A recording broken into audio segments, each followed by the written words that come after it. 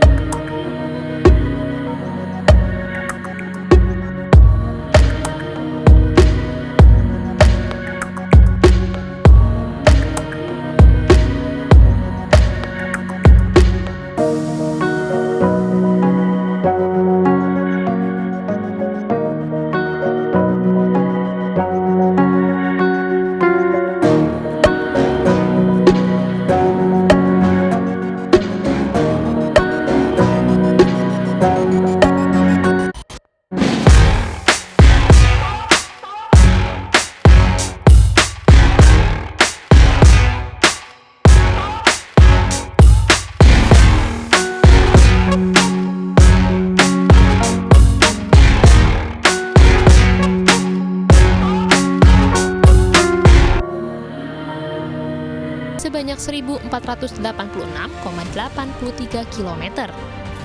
Beberapa pembangunan jalan tol bahkan masuk dalam proyek strategis nasional. Salah satunya Tol Cibitung Cilincing yang akan menghubungkan daerah timur dan utara kota Jakarta yang merupakan pusat industri dan kawasan pelabuhan. Tol Cibitung Cilincing merupakan salah satu proyek strategis nasional yang terhubung dalam jaringan Jakarta Outer Ring Road 2 atau JOR 2. Tol Cibitung Cilincing menghubungkan kawasan industri Marunda dan Cibitung di Kabupaten Bekasi, Jawa Barat dan kawasan logistik di Tanjung Priok, DKI Jakarta atau langsung melewati dua provinsi, yakni Jawa Barat dan DKI Jakarta dengan total panjang yakni mencapai 34,77 km. Tol Cibitung Cilincing sendiri dibagi menjadi 4 seksi. Jalan tol Cibitung Cilincing seksi 1 menghubungkan segmen Junction Cibitung dengan interchange Telaga Asih sepanjang 2,65 km dan tol ini telah beroperasi sejak tahun 2021. Tol ini telah menghubungkan tol Jakarta Cikampek di kilometer 24 dengan jalur Pantura atau tempatnya di jalur nasional di Jalan Teguh Umar. Tol Cibitung Cilincing seksi 2 ini menghubungkan interchange Telaga Asih dengan interchange Gabus sepanjang 10,1 km, sedangkan untuk seksi 3 menghubungkan interchange Gabus dengan interchange Tarumajaya sepanjang 14,35 km yang kedua-duanya sudah siap beroperasi. Sedangkan untuk seksi 4 ini menghubungkan interchange Tarumajaya dengan kawasan Cilincing sepanjang 7,2 km yang progresnya mencapai 70% ke atas. Nah, untuk lebih jelasnya terkait update dari pembangunan infrastruktur terbaru yang merupakan salah satu proyek strategis nasional, sekali lagi saya akan langsung ngobrol dengan Bapak Joko dari Direktur Utama PT Pelindo Solusi Logistik dalam Fokus on Infra on Location bersama saya Mira Rahmalia. Ikuti perjalanan saya berikut ini.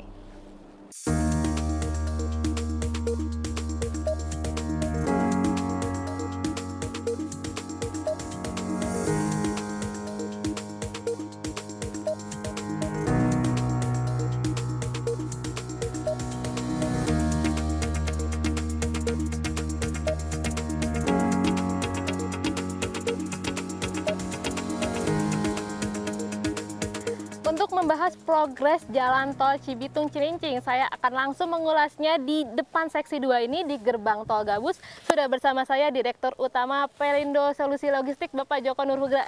Apa kabar Pak? Terima kasih waktunya untuk CNBC Indonesia. Alhamdulillah, baik Mbak Mira. Terima kasih atas kesempatannya. Wah, kita yang senang Pak udah diajak jalan-jalan ke seksi 2 nih ya Pak, tol Cibitung Cilincing. Ya. Boleh mungkin Pak dikasih tahu kita kemudahan apa sih Pak yang ditawarkan oleh tol Cibitung Cilincing ini sendiri? Oke. Jadi utamanya untuk kemudahan akses ke Pelabuhan Tanjung Priok, seperti kita ketahui perkembangan kargo peti kemas di Pelabuhan Tanjung Priok untuk menuju ke hinterland di belakangnya itu kita harus memastikan itu tetap lancar.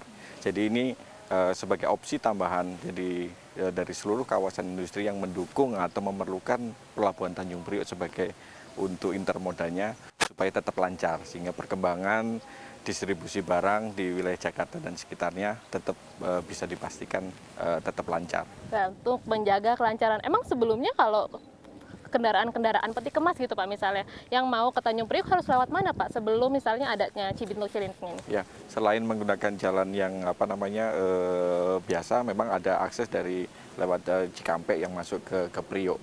Tapi di beberapa jam-jam sibuk itu juga seperti kita tahu tadi kita menuju ke sini kan juga tingkat kepadatannya sudah cukup tinggi, sehingga kita tahu dengan perkembangan transportasi kita butuh pengembangan jalan baru. Ini salah satu alternatif dan salah satu opsi yang ditawarkan Pelindo Group untuk kemudian akses ke pelabuhan. Waktu yang di-cut kira-kira berapa lama Pak jadinya?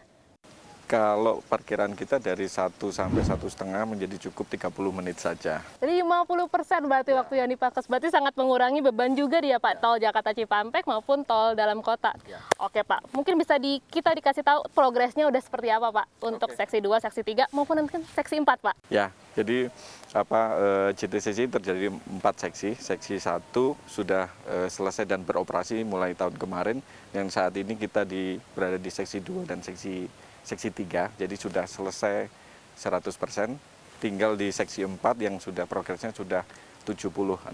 Secara total sudah 96% progresnya. Jadi kita harapkan untuk seksi 2 dan seksi 3 sertifikat layak operasinya alhamdulillah sudah disetujui oleh Dirjen Bina Marga. Ini berarti udah selesai nih Pak? Sudah selesai, officially selesai untuk 2 dan 3. Oke baik, kalau untuk rencana pengoperasian seluruhnya dari seksi 1, 2, 3, mungkin tadi 1 kan sudah ya, 2, 3, 4, sampai 4 itu kapan sih Pak rencananya targetnya? Ya, rencana kita targetkan di triwulan 4 tahun ini akan kita bisa selesaikan 100%. Karena kita juga alhamdulillah sangat dibantu karena ini juga merupakan proyek PSN ya, dari BPN, kemudian dari PUPR, kemudian dari pengadilan negeri. Jadi sangat membantu kami untuk proses pengadaan lahan yang mungkin masih tersisa 25% dari seksi 4 saja. Jadi seluruhnya sudah masuk proses konsinyasi, sehingga perkiraan waktu untuk land acquisition-nya bisa kita lebih prediksi lagi. Karena memang udah jadi proyek PSN, sudah dipandang sangat penting berarti Pak, kehadiran tol Cibitung Cilincing sendiri? Sangat penting dan sangat vital menurut saya. Sangat vital. Boleh Pak dijelaskan lebih lanjut, vitalnya kenapa nih Pak? Sangat vital karena perkembangan Tanjung Priok yang antara 4 sampai 5% pertumbuhannya harus juga untuk menuju ke daerah hinterlandnya harus terus didukung aksesibilitas, kapasitas aksesibilitas yang seperti kita ketahui dengan perkembangan transportasi itu membutuhkan terus, sehingga ini sudah cukup overdue untuk disediakan. Jadi sudah terlambat 2 tahun. Kalau ditanya harusnya kemarin Pak selesainya, bukan saat ini atau bukan tahun ini. Sebegitu penting dan vitalnya. Yang penting udah mulai ya Pak, walaupun terlambat nih ya Pak ya. Kalau boleh dikasih tahu Pak, nilai investasinya berapa Pak untuk Cibitung Cilincing sendiri? Secara total untuk seksi 1 sampai 4 di planning kita total investasinya sekitar 12,9 triliun. 12,9 triliun. Ya. Kalau halangan-halangannya Pak selama pengerjaan tol ini dari 1 sampai 4, apa sih yang kemudian paling menjadi halangan untuk pembangunan konstruksi sendiri? Oke, dari sisi konstruksi sendiri kemarin kita ketahui mulai memang di first half 2020 sampai 2021 COVID itu cukup menghambat. Tapi mostly masalah penyelesaian land acquisition atau pengadaan lahan itu, karena untuk proses konstruksi sendiri dengan kita yang elevated semua dilakukan di workshop atau manufacture, sehingga bisa diprediksi semuanya. Berarti mostly elevated Pak untuk tol Cibitung? Elevated, hanya dari total 34 km itu hanya 8 kilo yang at grade. Oke baik, dengan nilai investasi 12 triliun itu Pak, saya penasaran nanti target pendapatannya seperti apa. Tapi jawabannya tahan dulu Pak, tetap bersama kami Pervisa di Infrastruktur On Location, kami akan kembali sesaat lagi.